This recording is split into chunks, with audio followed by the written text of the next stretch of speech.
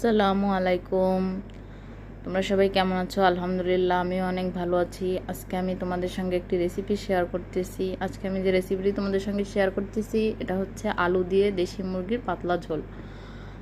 দেখো, প্রথমে আমি তেল দিয়ে দিলাম এবং এর ভিতরে পেঁয়াজ দিয়ে দিলাম। পেঁয়াজের সঙ্গে গরম মশলা, আলু এগুলো দিয়ে দিলাম এবং এটাকে আমি লাল লাল করে কিছু সময় ভেজে নিচ্ছি।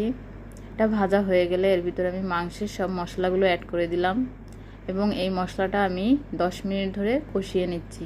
যখন তেলটা উপরে ফুটে উঠবে তখন আমি এটার ভিতরে চিকেনটা অ্যাড করব।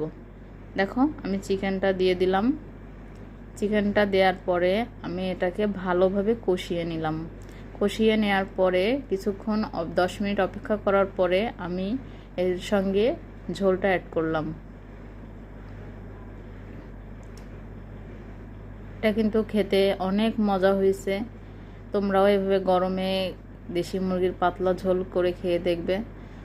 দেখো আমার চিকেনটা কত সুন্দর হয়েছে। Thank you for watching my video.